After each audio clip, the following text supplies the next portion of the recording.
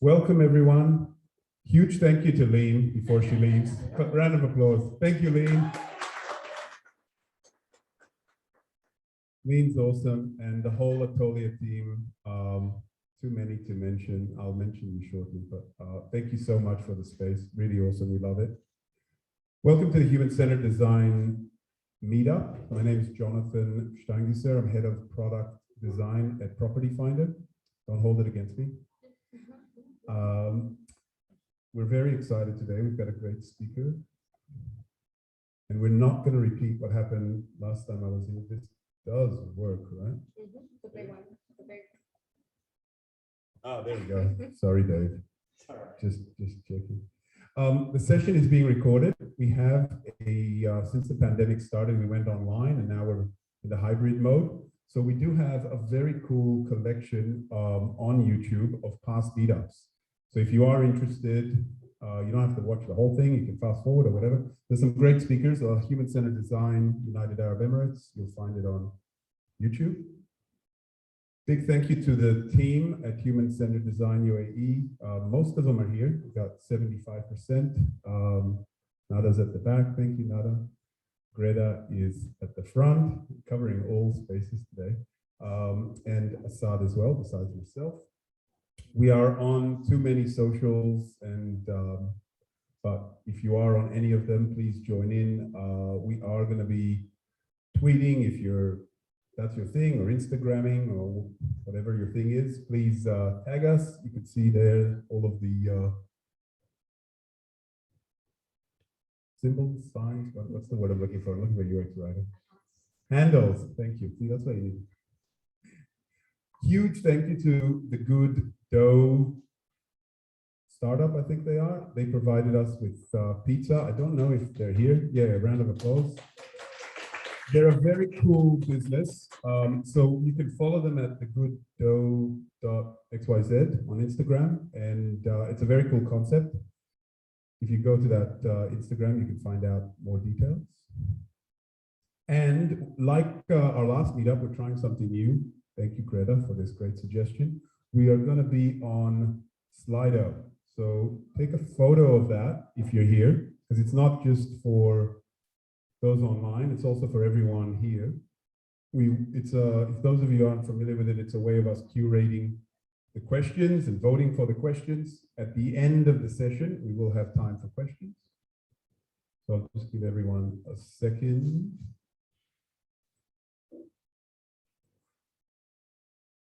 And you need to add your name. Is that right, Greta? It's more helpful if you add your name so we know who asks questions, and it just makes it safer. Like step out of the anonymity, and what's your name? Cool. Can we put it up for a bit longer? I think. Yes, we can. I saw a few faces. Yeah. Wi-Fi password name? Connect, learn, build, all lowercase. Give it a couple more seconds. I think we can put a link on Zoom as well, right? Or something.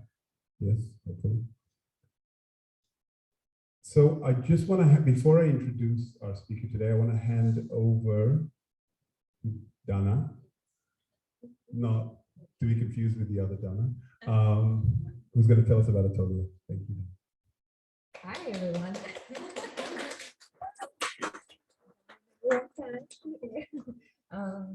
Okay, yeah, what's up, everyone? Thanks for being here. Jonathan, thanks for bringing HCD UAE. We always love hosting you here. I'm just going to start with a few housekeeping rules. When we're not eating or drinking water, it's preferred that we wear our masks just to be safe. If you need to use the restroom, it's just around the corner. So I guess that's it in terms of housekeeping. And let me introduce Atolye. So, I mean, first of all, my name is Dana. I'm a community associate here at Atolye Dubai. I work at the creative, we're at the Atolye's Creative Hub. My teammates are Hadil, Dave, Lean. So if you have any questions about Atolye, please do reach out to us. So just a little background, Atolye is a community-powered organization that places a design studio and academy at the heart of a vibrant creative hub. We're based in Istanbul and Dubai, and our membership-based community brings together creative leaders and innovators to connect, learn, and build together, just like our Wi-Fi password. What does it mean to be a member, or what are the benefits of being a member? First of all, you get to connect with really cool people. We're all about curation and like really getting to know members, and we try to bring like-minded individuals in under the same space. Two is we like to think of ourselves as like your growth partners. So we like creating content with our members and giving them access to events and like speaking opportunities. So that's another benefit. Another great benefit is the space. So where you're sitting right now also serves as a co-working space. These are meeting rooms. We have a great upstairs mezzanine. So we like to connect. We believe that like having a physical space is as important as digital connections. So you get to do that here. And then finally, we have a very unique business model. We like connecting individuals to projects, either with our studio or with our enterprise partners. So part of the getting to know each member is understanding what they're interested in working on, and understanding what are their passion projects and connecting them to those opportunities. So if you're interested in membership, please do reach out to myself, Dave, Hadil. Lean's leaving very soon, so not her. And again, welcome, and I'll give it back to you. Thank you. And thank you again to the Atolye team, Dana, Hadil, Lean, Dave, and everyone else behind the scenes. So without further ado, we are very honored to present our next speaker. When Greta introduced her to me, she just had to send me one link to the conference where Styliana spoke in at UX Australia Research Day, which is a curated conference just for researchers. So that that was a great introduction. I think it's raised the bar of the community to have this caliber of designers joining us. So that's really great. And she's going to talk about reporting your user research insights like a psychologist. Very, very quickly, I won't go into too much detail. She's a senior product designer at Talabat, currently leading the order tracking, rating, and support domain, and has a background of psychology from the University of Melbourne. And over the last 5 years, she has had a lot of experience in different organizations in Australia, and has moved from the research space, from the psychology space, the research, to now product design space. And I'm sure we'll hear a bit more about that. So thank you for coming. Thanks, everyone. Just a bit of a sound check, and hopefully those on there as well. Cool. So first of all, thanks for showing up and for being here with me today. It's really exciting, and I look forward to a bi-directional discussion at the end. So I'll be doing a bit of talking to begin with, but then I want to open up the room so that we can chat and connect on research. So usually when you say you're going to talk about documentation, people run the other way. So it's nice to know that I'm amongst my people who really want to know more about documenting and research ops altogether. So can I get a show of hands of who currently holds a product design role in the room? Hey, my people. Who sits in the research space? Product research, nice. Hello, rate them higher. Nice. And who's in more of a product management? Also, nice. Super, hello. And is there anybody, I know we've got a software engineer here. Do we have any other software engineers in the room? No, we've still got to convince them to come out next time. And any roles I haven't mentioned? No, covered you. Awesome, cool. Well, welcome to tonight. So one of the really kind of topics close to my heart. So I studied psychology at the University of Melbourne, and when I moved into product, I started through research and then I moved into product design. And one of the things that was really shocking to me was kind of this gap in terms of our level of acumen and how we report and present our insights. So the purpose of today is just to show you how, I guess, we can extract the good bits of an academic journal, and it's not a sales pitch for us to start reporting like academics. In fact, I hope that when we do take it into the design front, we can also teach the academics how to better write academic journals as well, right? There's a lot to learn bidirectionally, but I want to kind of bring in some of the insights from the structure of a journal so that we can level up and ultimately have more impacts, have research that actually brings some impacts and longevity. So we'll go through it. All right, my famous clicker.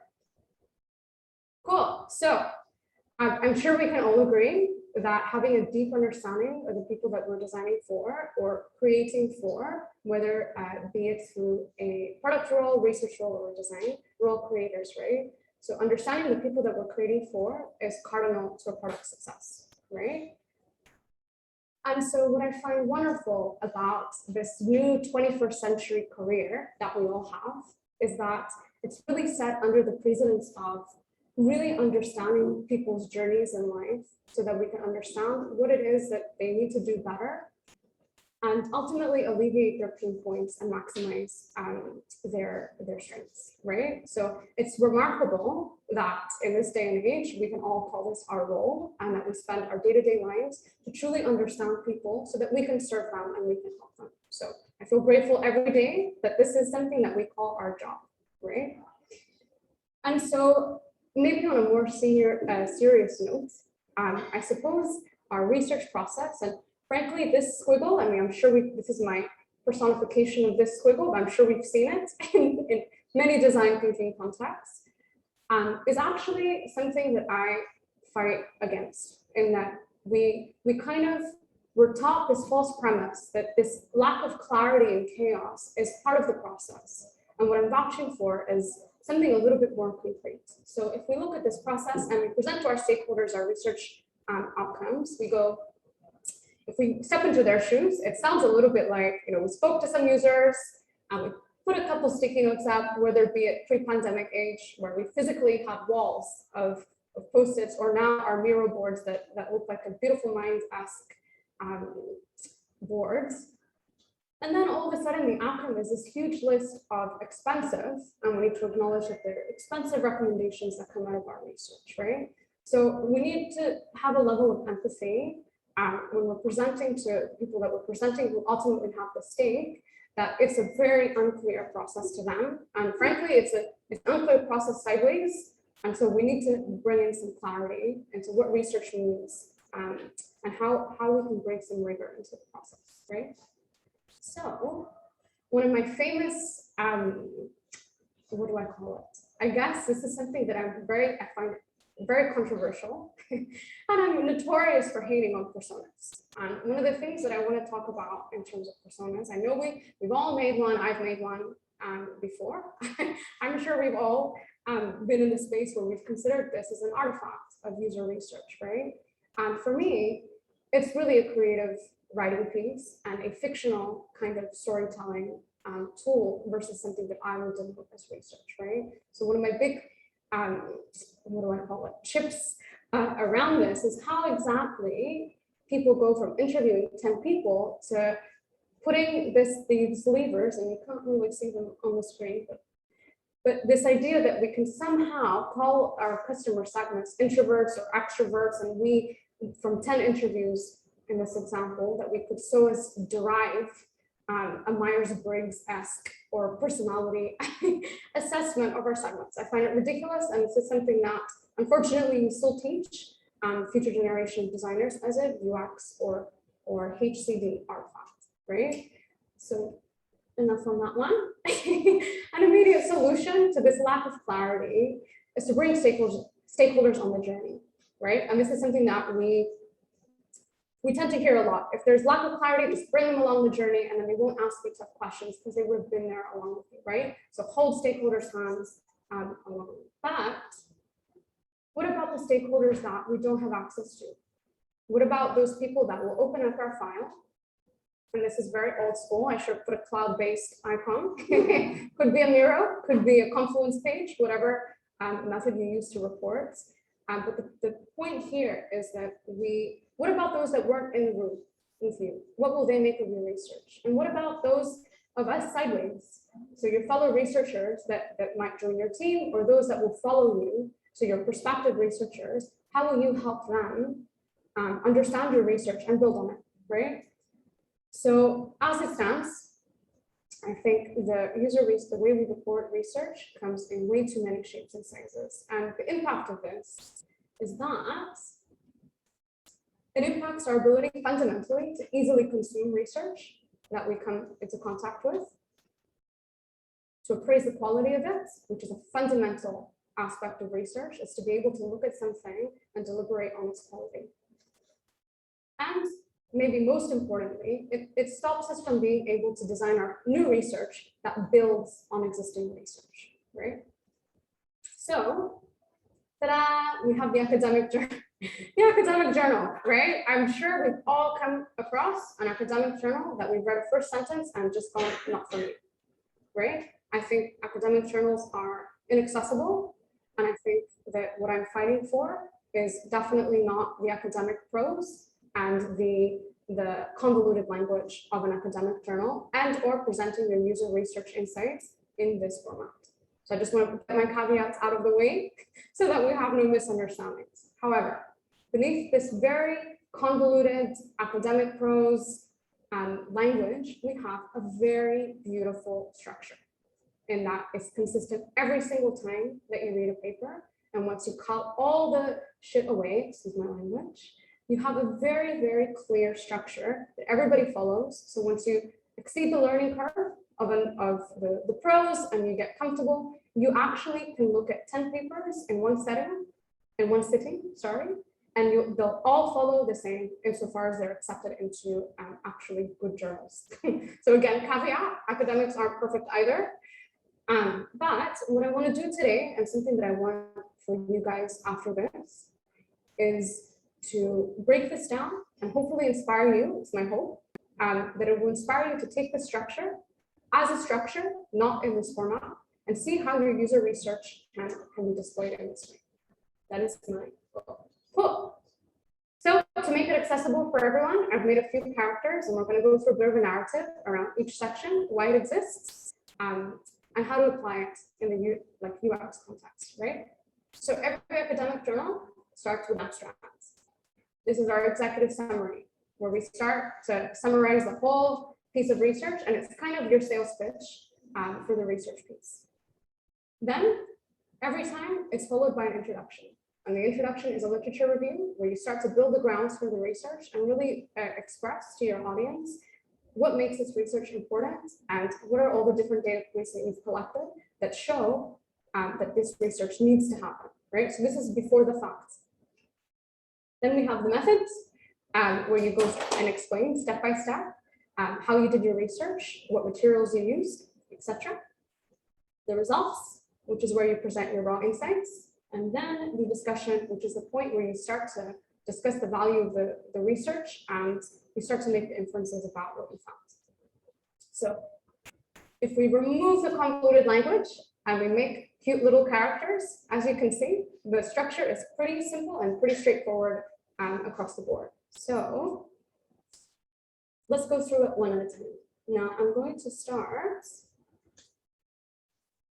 My clicking device is failing me, one moment.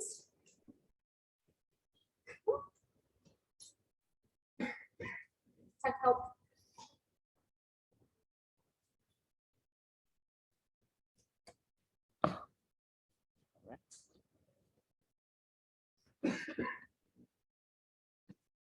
Sure. Spoilers. Okay, cool. Oh. Cool. All right, we're back. Cool. So I'm going to start at the introduction, and we're going to loop all the way back to the abstract. This is the summary. So let's start first things first at the intro.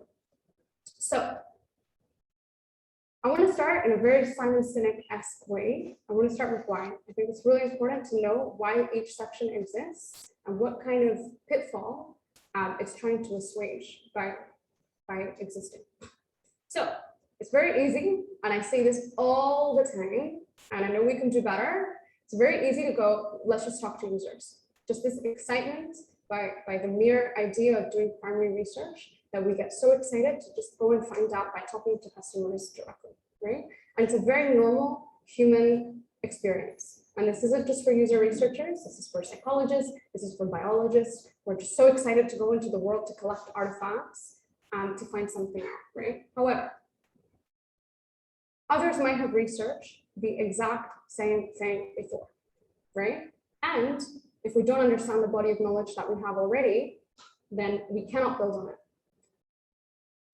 So we might end up wasting time and money learning things that we already knew. And we have this blank canvas effect, whereby we're always starting from scratch. We can only go so far, right? So the idea is that if we have a lineage of thinking that we can latch onto, we can build on it, and we can discover new things that are far more exciting than starting from scratch every single time, right? So the elements of the introduction are set out to combat this. So every intro starts with why. So the first sentence of every good paper that you read needs to acknowledge the importance of the problem under investigation, right? From the first sentence, we waste no time. Why is this paper important? And why is this topic important? It's then followed by a literature review, which is an analysis, one sentence at a time, of things that we know already that were discovered before. Now, in our context, this is a competitor analysis. This could be secondary research that you've done. We've got access to analytics. We've got access to a body of knowledge in psychology where we can make certain claims without even talking to anybody at all, right? So this is where you go and you've got a research question and you want to go and you want to survey everything that you possibly know without going out to conduct new research, right? And then naturally, or not naturally, so either it ends, so either we go back to a literature review and we go, alas, we know enough. We don't need to know any more. So we stop right there, right? Or we go, okay, hold on. We know X, Y, Z, however, there's a gap. And we don't know X, or we've identified after surveying everything that there's a certain piece that's very specific that we actually do not know, right? So then naturally, the aim of this study is to address the gap that in our knowledge. And lastly, we formulate a set of hypotheses, right? And I think this is something that I also don't see often, which is where I see a lot of researchers going out without any idea of what we'll find. It's a very anthropology-esque research adventure, whereby you go out and you try and make meanings out of anything, right? And this is highly biased and highly problematic, especially in our state. So the idea here is not to lock yourself in or bias yourself in what you're hoping to find, but it's at least to give you some parameters of what it is. It's an educated guess of what you think you'll find. And it doesn't stop you from the possibility of finding out something new. It just means that you have some guess in terms of what you think will happen to just kind of hold you accountable. But after the research, you'll at least go, was my guess right or wrong? And was it supported or unsupported? Nothing's ever proven or disproven, but it can be supported or unsupported by the evidence that you collected, right? Cool. So those who know me and my team, I see a few of you here, some at the back, some in the corner. They know I'm a bit notorious for flowing. And funnily enough, I flow even decision making. So I'm crazy.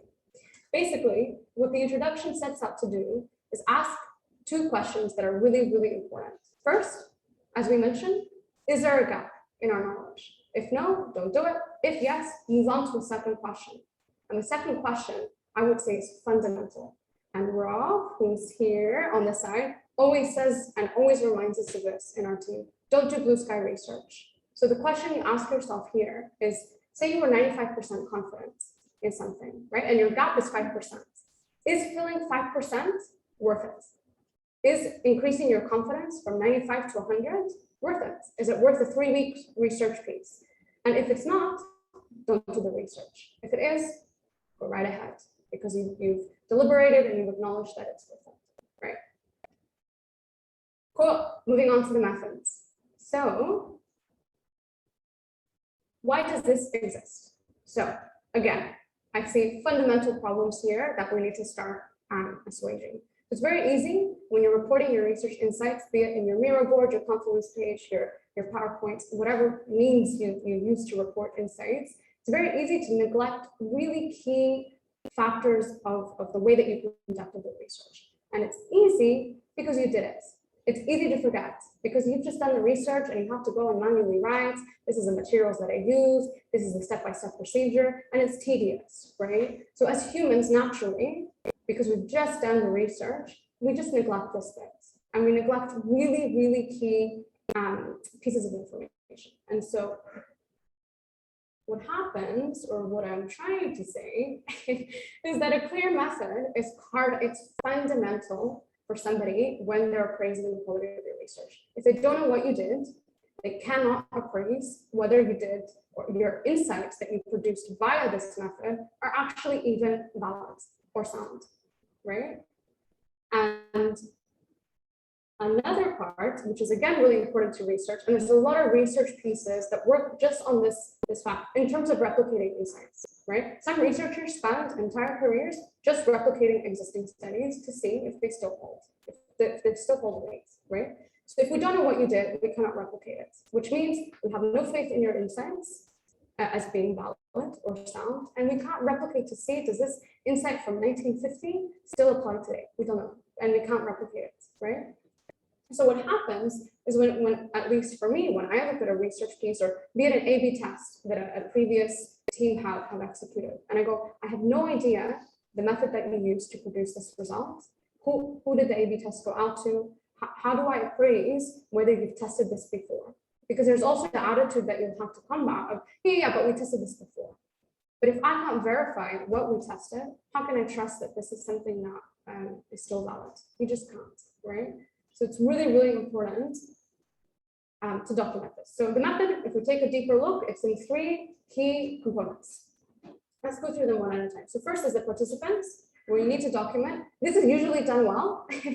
So no chips on my shoulder for this one. At least most of the time you see how many people whether it was a survey, you'll see the number of participants that undertook the survey, or if it's a qualitative interview piece, usually they'll say 10 users or 5 users or whatever, right? So this part is usually done well. Now, the part that's usually missing are these 2 core bits, which is describing the demographic characteristics that are unique to your study and your sample, right? As well as what eligibility or exclusion criteria you use to formulate your sample. And I'll go into sampling a little bit more in a second, but this bit is the participants of your study, right? So it's the first part of the method where you go, okay, these are the participants, and this is the sampling criterion that I use. Maybe I excluded Android customers if I was looking at a prototype that was on iOS. And I went, my exclusion criteria is Android customers because I didn't want to bias the prototype test with a different platform. Or it could be something like, we're just studying women. So an exclusion criteria is men because they're not part of our population of interest. So you kind of, there's a lot of different criterions, I'm sure, in your setting, depending on which companies you work for and the type of study.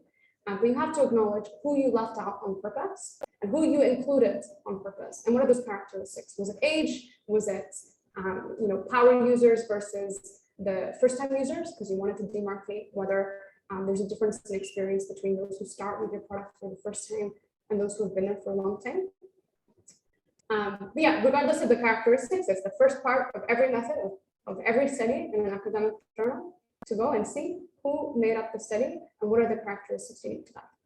Then we move on to what is a section called the materials and measures, which is where you go, okay, say we used a system usability score survey or a CSAT, or we did an NPS, or we did a prototype test. So that would be your measures and your tools. If you're doing a card sorting exercise, say you use Optimal Workshop, whatever that may be. So all the materials used, again, so that somebody can take this and replicate it, right, are part of your materials and measure section of your method.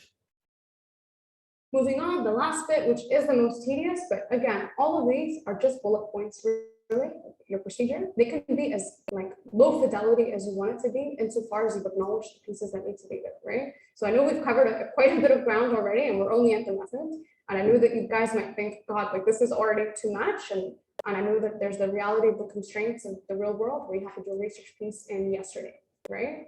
But again, these can just be your bullets. They don't have to be in an academic prose, right?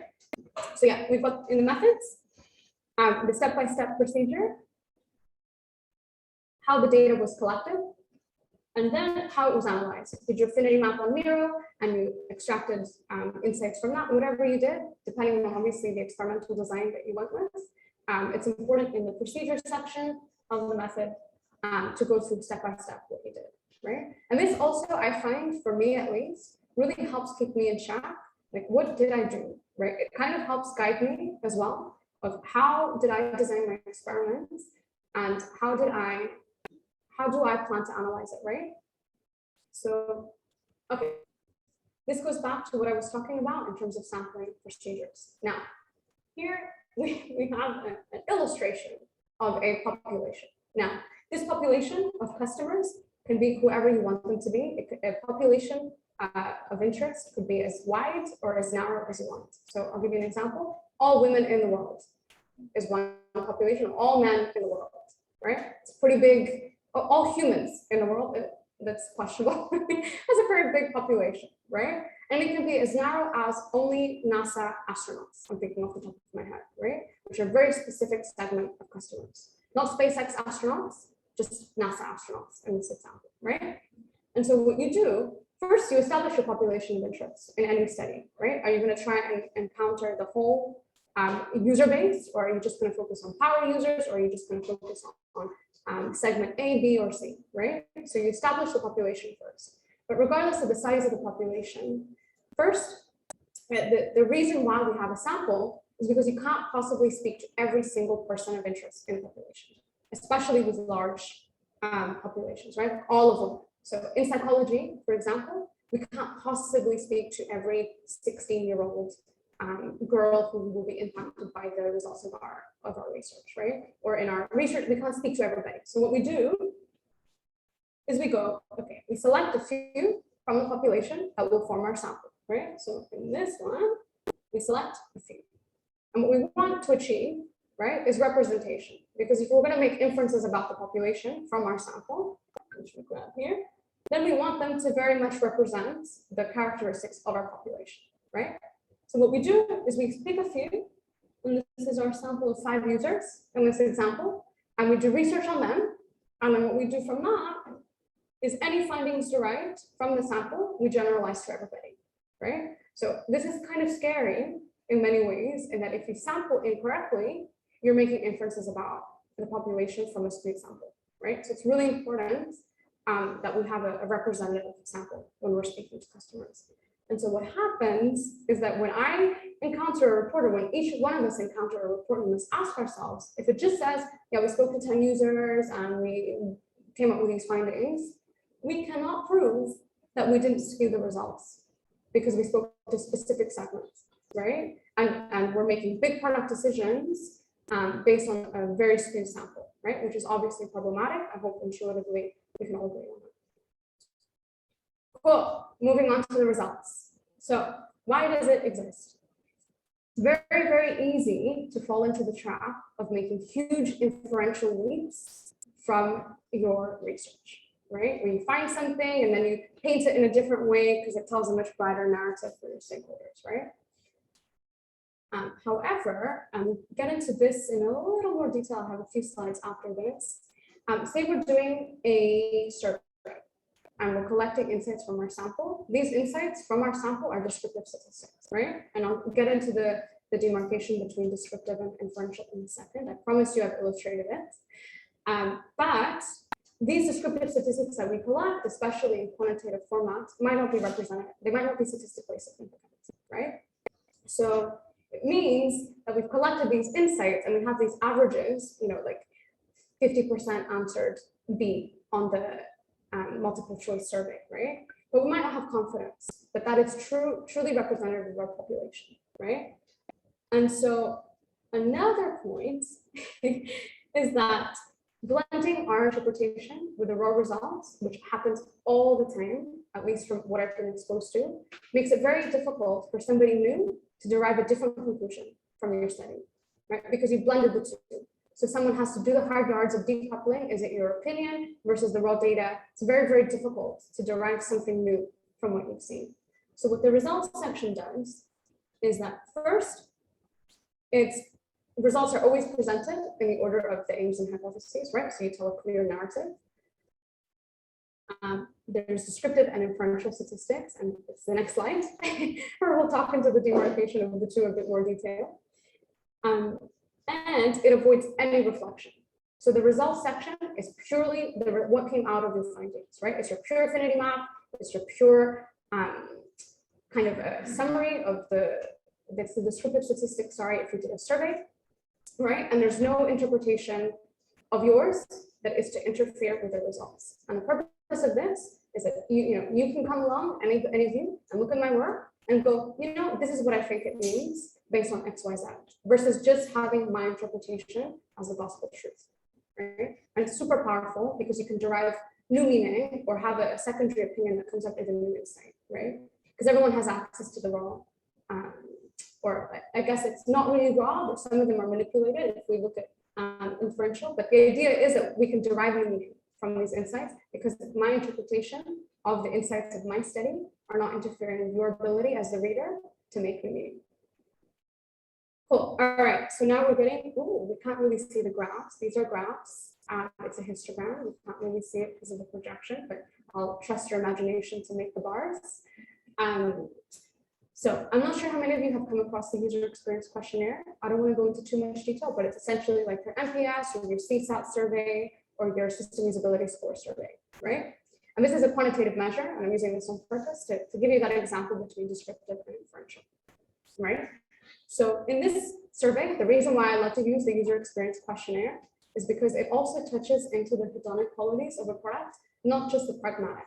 And what I mean by hedonic versus pragmatic, so your pragmatic are the qualities of a product: efficiency, how easy it is to use, the speed in which a customer can achieve a task, more pragmatic. And the hedonic just means feel good. So what I love about this measure is that it doesn't just measure how fast some users find things or how easy it is to use. It also measures, did they feel good while doing it, right? Which I think is a really key part, at least in my world. Like something might be easy, but did it feel good? We want it to be easy and we want it to feel good as well, right? So in this example, these are descriptive statistics because clicker issue. My savior of the clicker. Sorry. Oh, good. Maybe it needs a rejig. Thanks for your patience. Thank you. Let's try. Cool. Okay. Awesome. So descriptive statistics really is a fancy way of saying you sent out a survey to 2,000 people that are your sample, right? So these guys that are 2,000 in this example, right? And the averages from these, your sample, are descriptive statistics, right? So, and the average of people said that it was 1.1 in attractiveness, right? And these are just pertaining to your sample, and that's it. Nothing to do with the population or how people find the product as a product, just how the sample of the people that you chose from the population found it. And that's what we coin descriptive, because they're just averages that are to your sample. Then we have this concept of inferential statistics, which are basically turning your raw descriptive statistics into a prediction of how the population will find it, right? So it's kind of a mathematical statistics that you add on top of your descriptive to go, can we predict that our population finds it the same or not? And this is what we call statistical significance, right? So when you hear something as being statistically significant or not, it's just a fancy way of saying, do we have confidence that this finding also applies, like our customers in the population or our population of interest will also find it the same, right? And so what it is, it's basically, I don't want to go into the how to calculate confidence. It's beyond the purview of today. Maybe we can chat about it later. But I guess one of the things I want to point your attention to is that in this example, stimulation and novelty are not statistically significant, right? So if we were to show which is the population, there we go. So if we were to show these to our stakeholders and say, this is how people find your products, we would mislead them because these are just descriptive statistics, right? It's just the averages of the responses of our sample, and that's where it ends, right? So we would have confidence in these, but actually we cannot tell for sure that, the low scores for the fact that people think it feels shit, excuse my language again, we don't know if people did find it that it feels bad or not, right? We don't have confidence in these, which means we need further investigation, So if we were to go to our stakeholders, like people find this horrible, then we would have completely misled them because it's not statistically significant. That's what I mean about the demarcation between descriptive and inferential. And in every result section that's of any quantitative survey, you ought to find the descriptive and the inferential, because we have to know if people found on average 0.4 in stimulation, that it was not statistically significant. Like that's fundamental to show versus just showing averages, right? Cool. Last one. I know I've been talking for quite a bit, so I'm excited to open the floor soon. So the last bit's the discussion. And for this, there's something not in the slides that I was thinking about before that I want to add ad hoc, if you'll allow me, is that the main purpose of the discussion is to clearly articulate any deductive or inductive inference that you've made, right? I think fundamentally the point of it is to go, we've already heard the results, and this is how I deduce what they mean, right? And you have to clearly articulate how you're interpreting them and to make a clear argument, right? So that's fundamental. But one of the things that I had highlighted as one of what I think is the key reason that it was designed, as well as what is the obvious that we just spoke about, is that it's really easy to refrain, especially in our field, from acknowledging the flaws of your study, right? We kind of do a study, and I rarely hear people go, but you know what? We had this limitation that actually really impacts our ability to have confidence in what we found, right? Or when we present results, do we really tell our stakeholders that, you know, hey, you know what? Actually, our prototype broke halfway in all 10 of the usability tests, and that obviously impacts our ability to have confidence, right? We kind of refrain from the limitations. We just said, you know, everyone found everything very easy, right? Because of course there's bias there, and we obviously need to change that, right? So the thing to change our mindset on is that acknowledging the flaws actually powers you to sell more research, because the research that you propose will assuage the shortcomings of the research that you just did, right? So it's actually, if you use it well, to your advantage to go, yeah, but you know, we had these limitations and I propose new research to assuage these limitations, right? So we need to change our mindset that limitations actually power us and fuel future research versus being our enemy. Cool, so the discussion, first step, if we look back to our hypotheses, can we support our hypotheses? Yes, no. Are they supported or unsupported? Again, and I say this every time, we cannot prove or disprove. And if you ever read the words prove or disprove in any academic paper, throw it out, right? So first, did what we think happen? And then further from that, what do our findings mean? So as the experts, as a researcher, we go and we recommend to stakeholders, what do we think these findings mean, right? It's our interpretation. So we've already given the raw results with the descriptive and inferential for a quantitative piece. And this is where we start discussing with the audience, what do we think these findings mean, right? So this is our chance to show what we make and what of the things that we found, right? Then the beloved limitations. So how is our study compromised? And it's in every paper, we must acknowledge how it was compromised. It couldn't be anything. You know, the lighting in the room was really dark. Actually, no one could see when we were testing a prototype. But we must acknowledge them, right? Or actually, and something that I feel is kind of maybe too close to home recently, you know, we had 10 no-shows. Happens, right? Limitation, because we had to convenience sample the rest, right? Say we had to scrape for participants, so we threw out our incredible characteristic criteria, and we went, okay, we'll speak to anybody, we'll gorilla this, okay? So limitation in our study, we have to acknowledge it, right? And then is where we start to propose future direction. So we've done all this is what we think it means, these were the limitations. So in the future, this is how to build on the research. And that's not only for ourselves when we're doing new research, but it's for our peers or for anybody who's looking at our paper or our report or our mirror board or whatever format, again, is to go, okay, this is what we'd recommend to do next.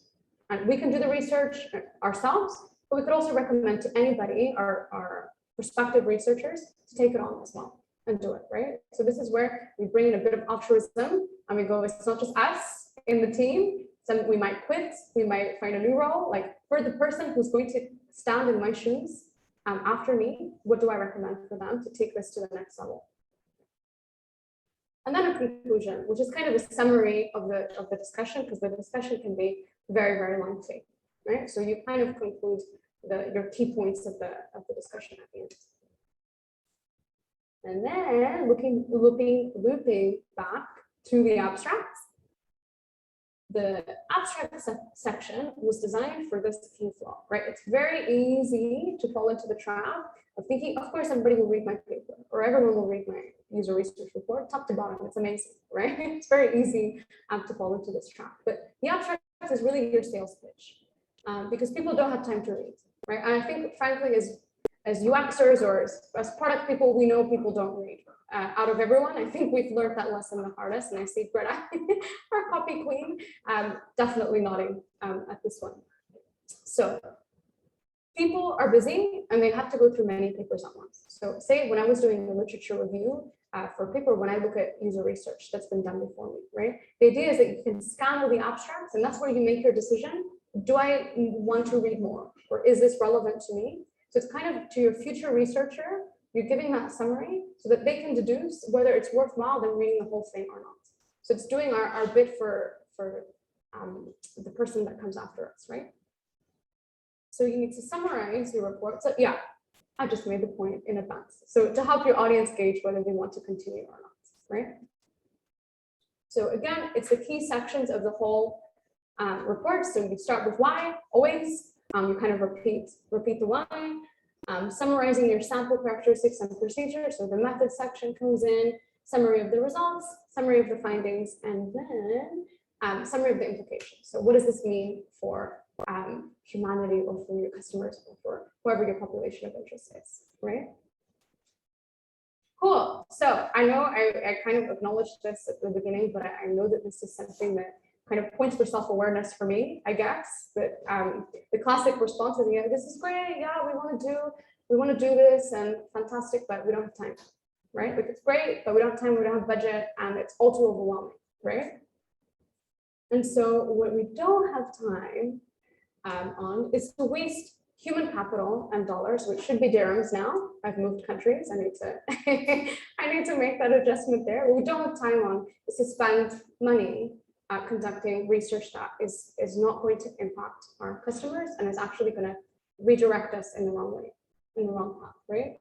Which isn't valid or sound. So insofar as we want our research to influence large-scale product decisions, which directly impact the people that we're serving. So looking back to the beginning, we're here and our role is to serve, and to serve our customers, right? So they're the ones that actually have stake. Yes, we have the stakeholders that are giving us the money to conduct the research, but the ones with stake are our customers, first and foremost, right? So we need to do better.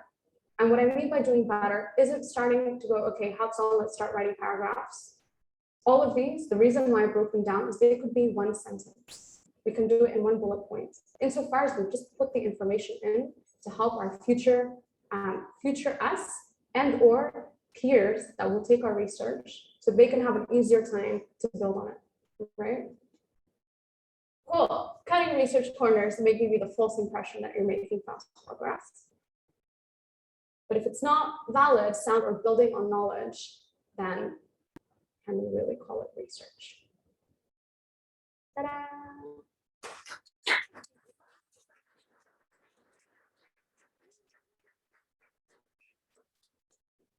Over to you guys. I know we have to switch the Slido.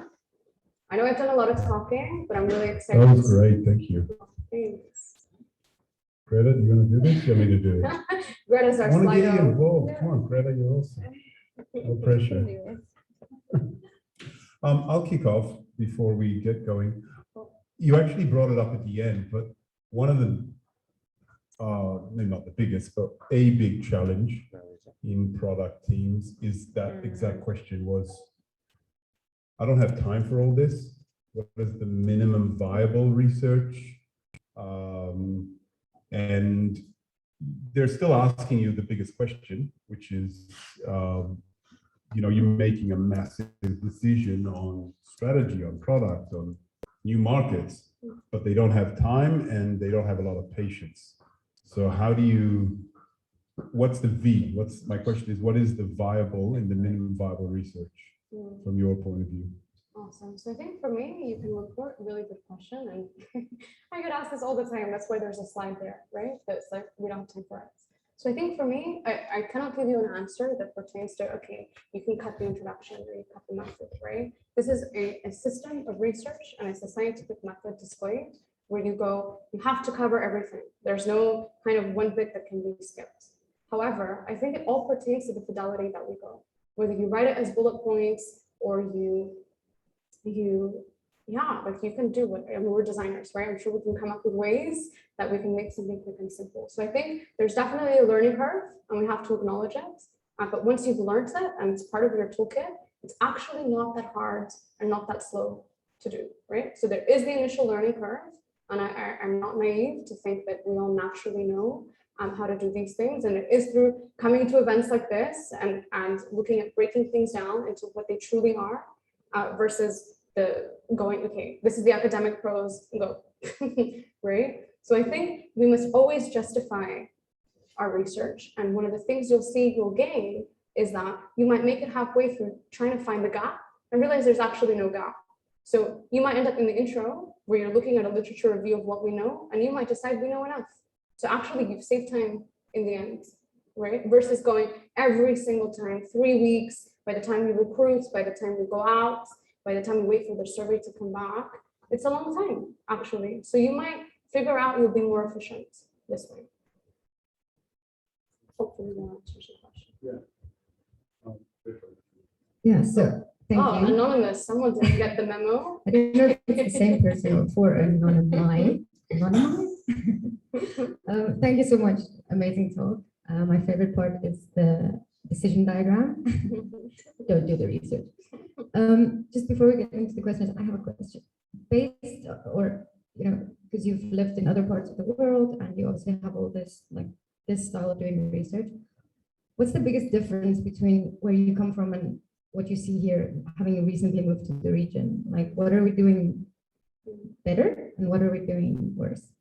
Okay, wow, spotlight. All right, so frankly, I see a lot of similarities.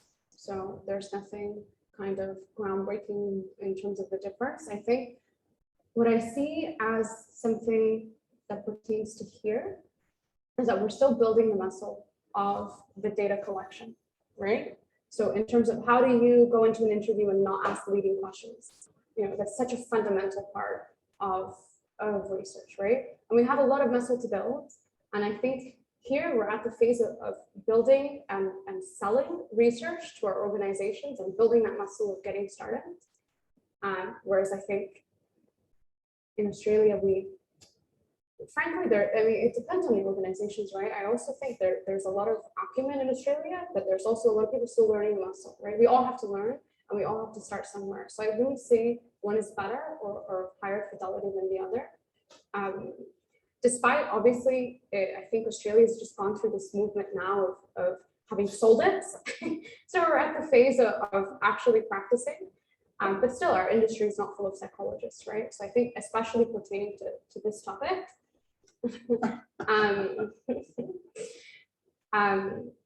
yeah, I would say that we're the same. So in terms of better or worse, I hate making claims of better or worse or comparisons in that way, right? I don't find that appropriate, especially on stage. Sorry, I'm diplomatic. But yeah, I think as an industry, as the UX industry, as a product design, in the product design role in the research space, we all have growing to do. And yeah, that's it. Thank you. Thanks for that. So a question from the audience. I think this is actually quite good. Do you need to be a UX designer to be able to do a user research role? No. Next question. I'm kidding. We made the same joke. No, not at all. I mean, I'm a product designer now. I used to be a researcher. I've seen our product managers do research. Anybody who wants to learn about the humans that we're serving should have the right to learn more about the humans that we're serving, and nobody should get in their way whatsoever, right? As long as they have the right tool set to derive knowledge and get insights from customers, then I don't think that you need to be a UX designer. No.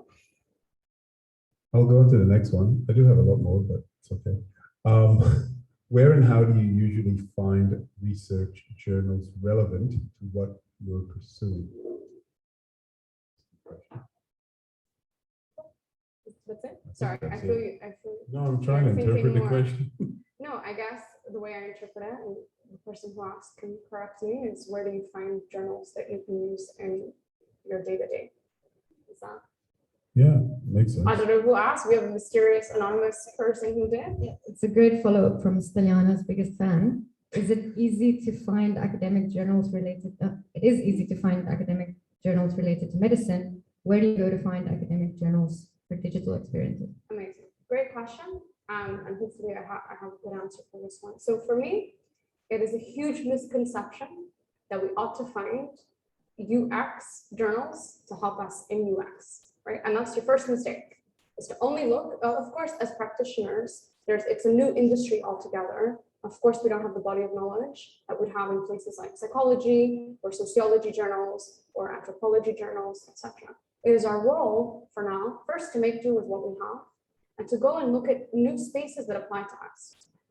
I like to think of UX as modern day psychology. And I think a lot of psychologists wish they were UXers and they wish they were in product, because actually it's so much easier to do an experiment in our role than it is to go in and pursue research where you have to convince an ethics committee and you have to go and convince, you have to get a grant to do research. There are so many barriers in psychology that for us just don't exist, right? We have data in front of us 24/7. So for me, I would look into psychology journals. I would look into sociology papers. I would look into anthropology. Ultimately, we're serving humans. And so wherever there is knowledge on humans and human behavior is the place that you should look.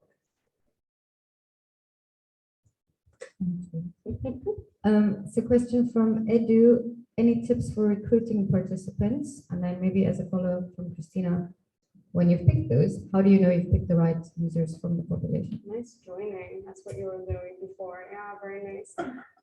Cool. So obviously determining whether you've got the right sample. I know that was you. Nice to know who I'm answering to.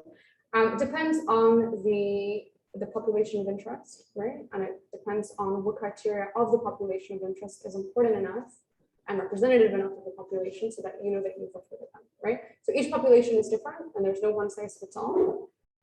And it depends on who you're looking to study, right? If we're looking at women who are under 20 and have blue colored eyes, then we want to make sure in our sample we have women only who are under 20 and an even range and who have blue colored eyes, right? So it depends on what your population of interest is.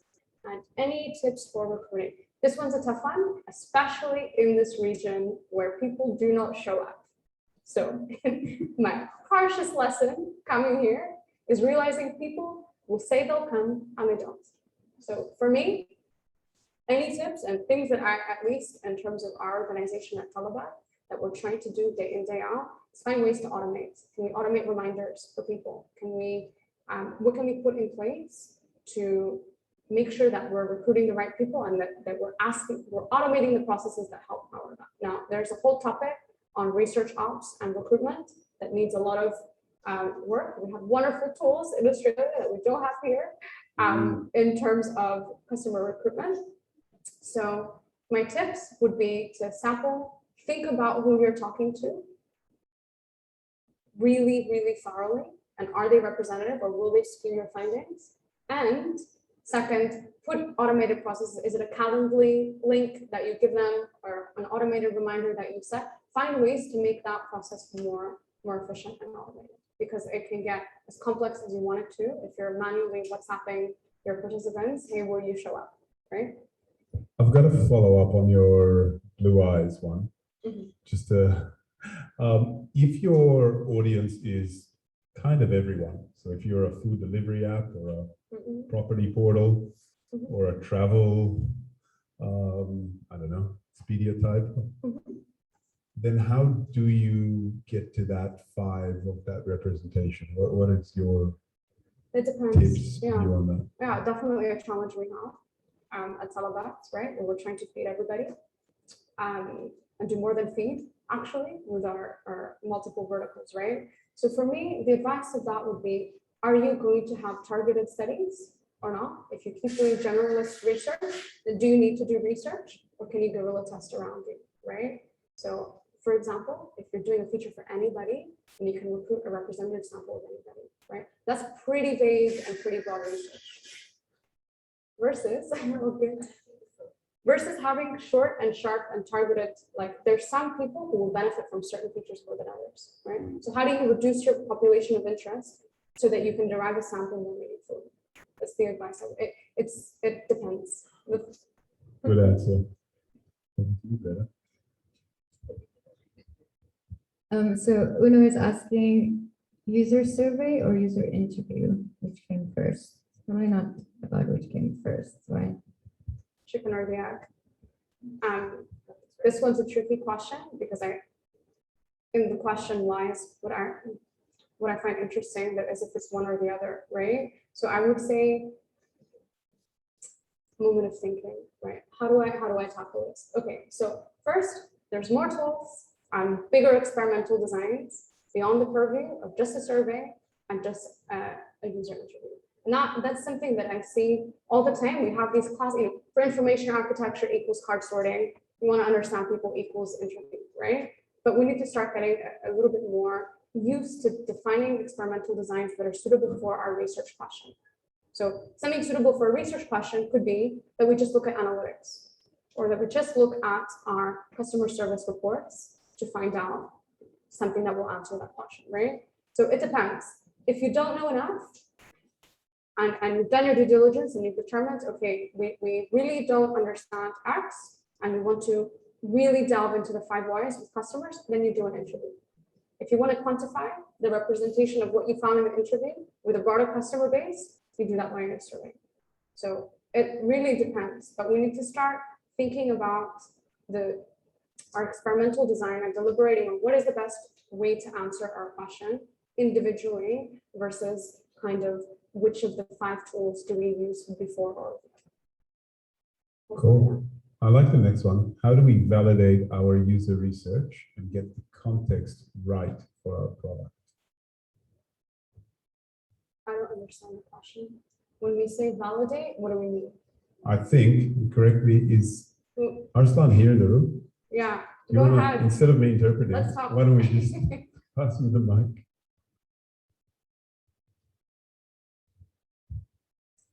So basically, my question is, how do we validate our user research?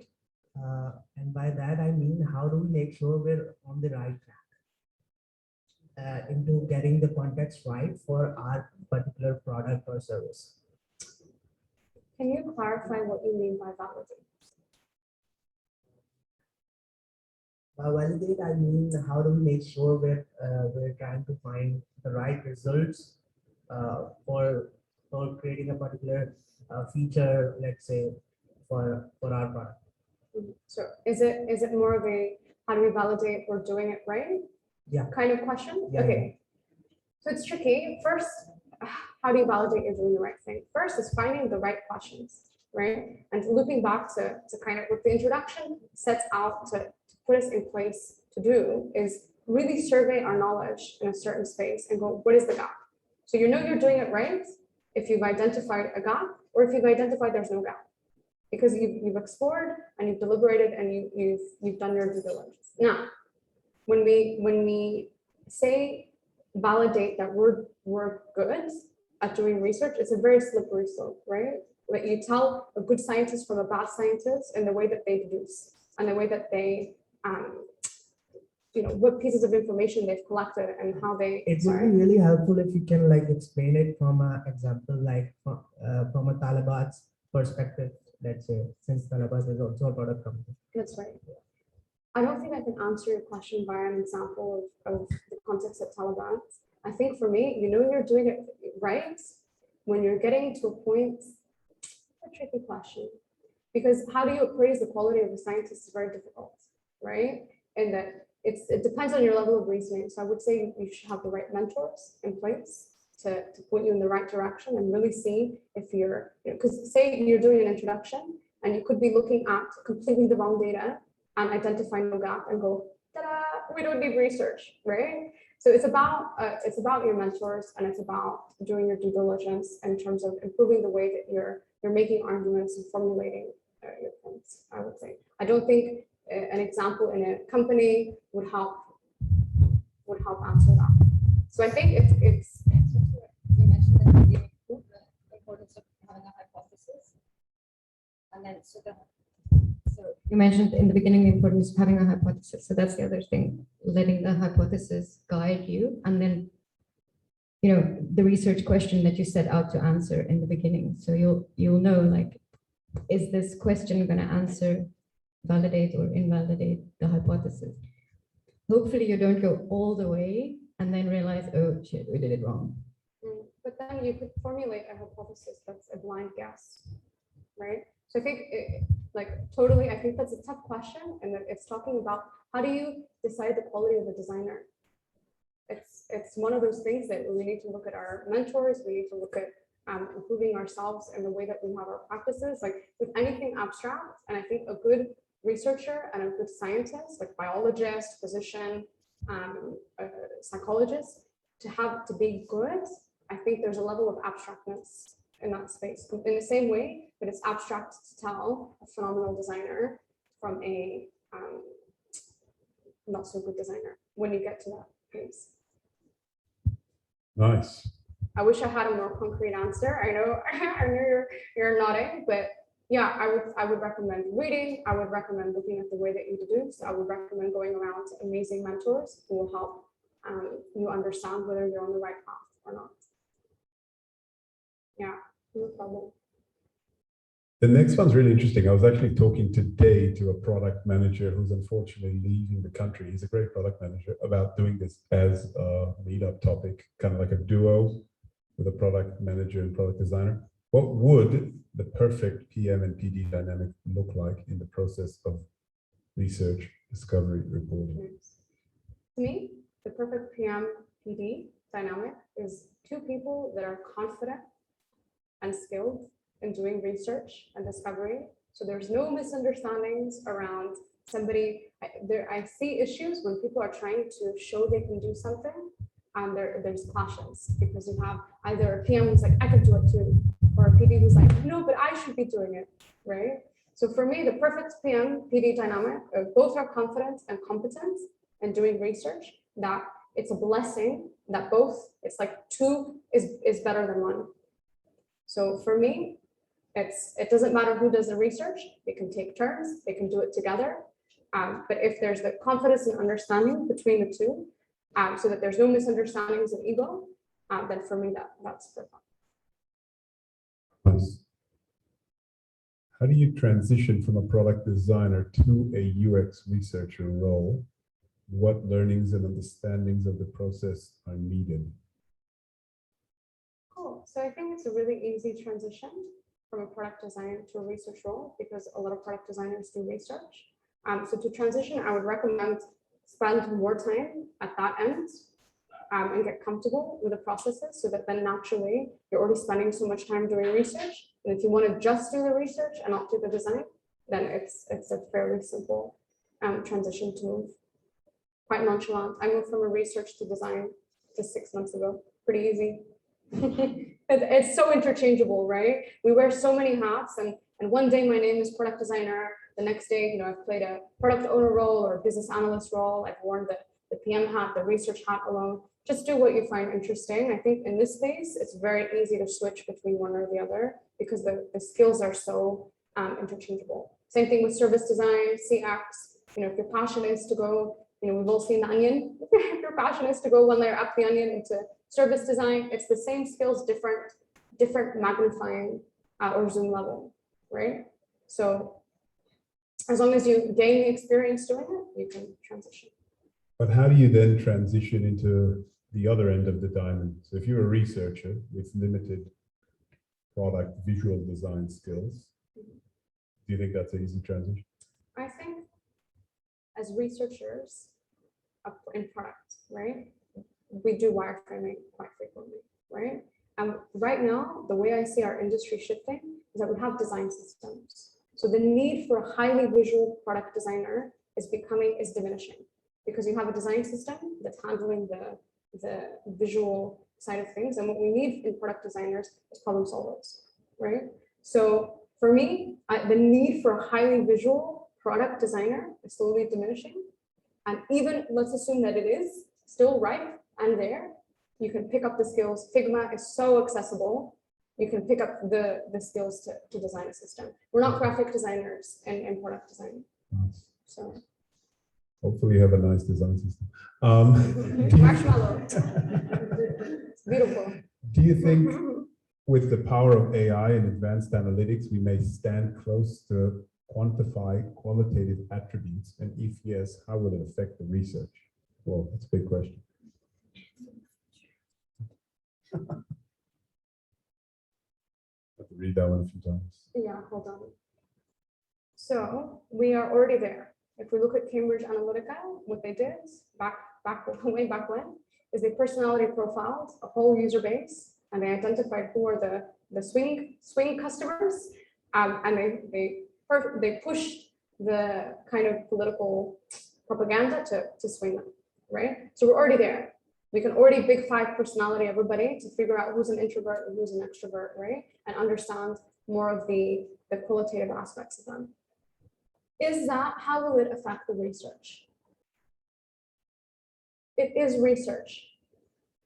And how does it affect the research? It can't affect, because it is in and of itself research, right? So for me, it depends. We're still at the phase now where we need humans to interpret these things, right? So that's never going to go away. And I mean, I say that with confidence until we reach the day where we're all redundant as humans. I hope we never reach that day, but we still need people to interpret. And someone wrote the algorithm, the AI, machine learning algorithm, to identify big five. It's not like the AI invented the big five personality test and went, we'll employ that on our own, right? Somebody did that on purpose, which is why the Cambridge Analytica case is such a controversial one, because it was designed. So it is research. We will start dabbling in AI generated research. I hope to say that in our day-to-day roles. So I don't think it will affect us being employed. I mean, I hope to say that we're starting to learn more about our customers so we can serve them better, insofar as we're doing it ethically, and that's a huge caveat there.